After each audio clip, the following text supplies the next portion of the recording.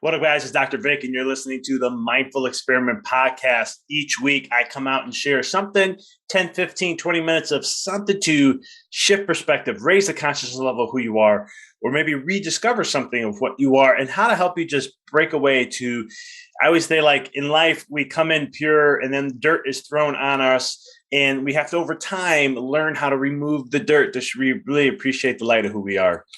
In this episode, I'm going to talk about something called trauma. Okay, we've all, to a certain degree, have had some sort of trauma in our life. And I know for me, mine was more emotional trauma that I went through growing up. And it was a lot of that I had to learn on my own and a lot of things that we went through. Some people go through physical trauma, or it could be physical abuse. Some people have gone through trauma through molestation or rape or whatever it may be. This may be a little hard and deep, but I'm going to promise you, listen to this. I will shift gears to help you look at it in a different way, to really let go of that, to allow you to rise up and remember the greatness of who you are. So when it comes to trauma, a lot of times we look at that and we let's be straightforward. When you have trauma, you were a victim of something, okay? Whatever that may be, you were a victim of something. But the question is how are you looking at that trauma now in your life? See, a lot of times, and I was told this years ago, that an individual who doesn't heal from something emotionally is stuck in that time frame until they can. And at first I was like, well, I can see that, I can't see that, but as I gotten older and I had my own experiences, I looked at my own emotional growth and I realized that if I didn't heal at those levels, I did not grow and become more of a mature individual. And when I mean mature, I mean from an emotional standpoint, have my emotional intelligence or something along those lines to where I can handle things a lot better, especially when it came to, COVID and a presidential election year and all that stuff. You really have to look at things and not hate somebody or dislike somebody just because of where their positioning is. But it comes to the point of, yes, you were a victim of something, totally. But the question now is, are you victimizing yourself now? You see, because that event happened in the past, it's not here in the present. But what we do with anything in trauma and any type is we hold on to it. We do this in relationships. I can relate to this very much in a relationship. You go through a relationship and let's say it wasn't a great one, right? You put your heart into it. You really thought it was going to work out. And then all of a sudden at the end, it just doesn't work. Well, what happens is you're like, well, forget that. I'm not going with someone like that anymore. But you didn't heal from it. So what you do unconsciously is you take the baggage from that and bring it into the next relationship. Now, no matter who that person is you're with, if you have that baggage, you have a filter on them, a perceived value, tunnel vision, if you want to call it, to how this person is going to be. And the only way you can level up in a relationship is basically by healing from the past and learning from it, but not learning it to where it crumbles you or disrupts your perception of a partner. Right. And so if you had someone who was very on top of you and putting you down and so forth, and you go into another relationship and the moment someone just says something, and it may have been like it was more of construction criticism. It wasn't even something negative. They did it in a very nice way. They said it elegantly with nice tone, body language is positive. You're not going to see that because you're stuck in a certain realm, a certain baggage that you're carrying on. So then what happens is when they say something like that, you react like it's the person before. And if you really want to go deep and if you really want to do the work, it's actually your parents. You see, because they model us to what our relationships are with a male and female. And it's fascinating. When I've done that work with myself, I realized I saw the blocks in my own self. And so you have to really look at that and understand the baggage that you're carrying on through that process. And this is what we do when we become a victim of something. We carry that into other things in our life. We let that hold power to us. And the thing is we're giving power to let that hinder us to actually tell us who we are. We're letting an experience dictate who we are instead of us dictating what that experience is. See, that's the difference between the power of the creator, the power of who you really are, the essence of who you really are. We look at things from a perspective and we actually get to create and dictate what that means to us. It doesn't matter what expert says. It doesn't matter what the common people say. It's what you say and what you want it to be. This is the power that you have within you. And this is, I love this part because this is what I do when I work with entrepreneurs and chiropractors. When I get into coaching with them, is we work on a lot of this stuff. How do you look at things from a different light so that you can choose what that is going to be for you? right? I've been to a lot of things in my life, and I've seen some people who've been hindered. I had one person, I remember, she was molested multiple times by an uncle and her own father. And she held that for 40 years. 40 years. And we're in this seminar, and all of a sudden, she shifts her perspective. She forgives them because she realized that she's been suffering all that time because she became a victim of it and let that dictate her life. And now, when she realized her true power, she realized she can take that and make it anything she wants. And she can create the life that she wants, not being in state in that perspective, being in what she wants it to be. There's power behind this, guys, more than I can ever imagine. I didn't even know for myself with my own limited belief systems and the things that I have, because I'm human and I have them too. And I'm always working on these things. I'm always learning to try to become, I want to say better. I want to say more of actualizing or realizing or having more awareness to who I really am, the power of who I really am. And so when you look at this kind of concept, you can totally change your life when you understand this. Now, I do this in help in business and life because we carry these things in these different arenas.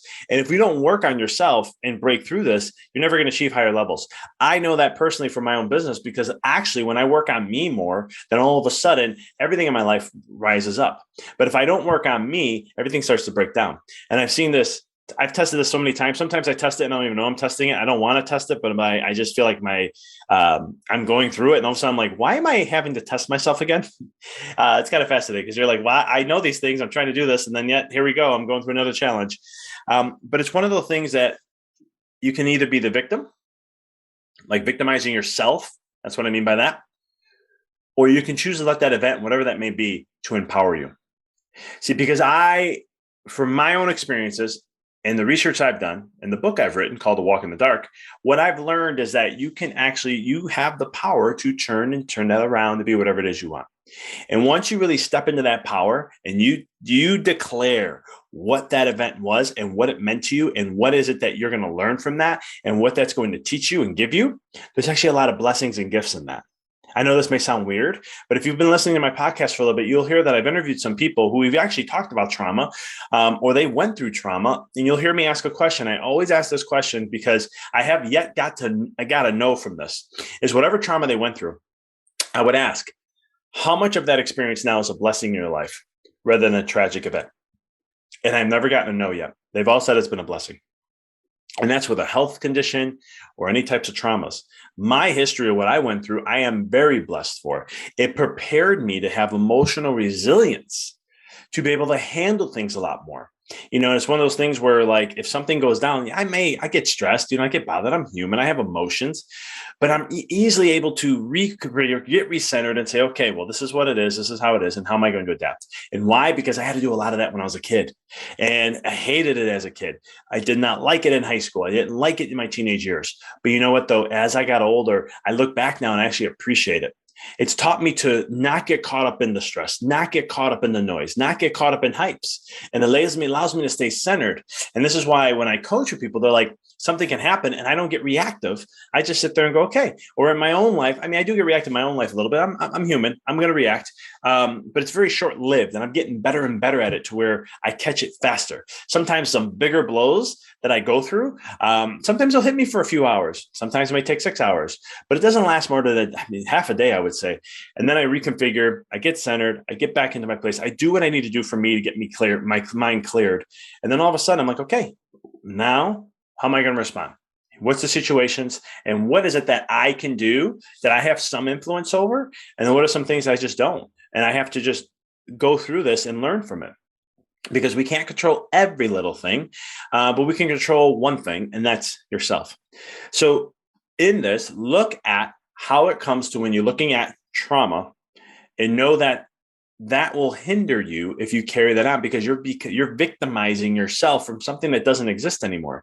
And you're choosing to allow that to have power over you and dictate who you are, rather than you dictating that on your own terms. So if you can shift this energy, it is monumental. I can't tell you. I've worked with some people who've had some trauma, and when we made that shift, it was like you see a whole new person coming out. And it was just like, oh my goodness, there you are. This is who I've seen all this time. And it's amazing what can happen. But you have to do the work. You got to go through this part. You have to, create these shifts, because if you don't, become a prisoner in your own mind. You become a prisoner in your own life. And all of a sudden, what's that worth? Not saying not worth living, but is that worth being the highest level of what you can be? Is that the best version of you? Because you have greatness in you.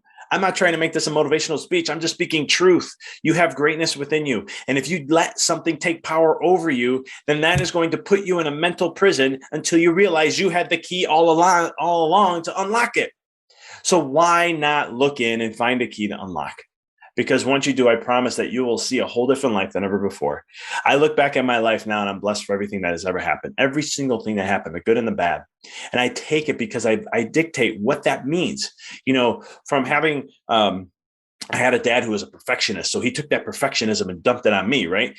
And so as much as I couldn't stand that, no matter how good I did something, no matter how great I thought I did on something, whatever it was, a project, baseball game, whatever, that perfectionism will come in and he'll point something off. He'll point something wrong. Does it suck that I do the same thing now? No, I can't stand it sometimes. I even tell my wife, why do I have to look at the negatives? I'm looking for them all the time. But when it comes to me being a better person, when it comes to me leveling up, raising my standards, when it comes to me being able to, how do I get better and better? I don't compare myself to others. I compare myself to myself only. And how can I be better? That perfectionism kicks in. And I allow, though, here's the thing, because perfectionism can be a disease. But what I do is I allow for room for error. But I say, okay, where am I at and how am I improving? Oh, great. And that eye to look for where to improve helps me to evolve and become better every single time. And that's something I'm grateful for, because then I'm not getting comfortable. I'm not saying, well, look where I've created, look where I'm at. Okay, we're good. I don't have to really strive for anything more. No. I continually strive every single day. Just like in this podcast, I try to make it better every single time. Every time I release an episode with you guys, when it's just me, I want to raise that up to be better. Everything that I do in my life, I'm always trying to get better and better at, to perfect. It's like a craft. It's like a sport. And I'm trying to perfect every little thing that I can, excuse me, to get better at what I do. And so don't be a victim of your past. You dictate what that means to you, because remember, there's no rules in life except the ones you create. And so you get to create the rules of what that meant to you, what it's going to do for you, and how that's going to help you expand and grow in your life. But you have to choose. You have to decide. And once you do that, it's a game changer. Give it a try. Let me know what you think. That's what I got for you guys this week. If this is your first time listening to the podcast, please follow, subscribe, and also share a review. Let us know what you think. If you were inspired by this, pay it forward by sharing it with someone when you know. And as always, check us out on social. Appreciate you guys as always. I'll talk to you all next week.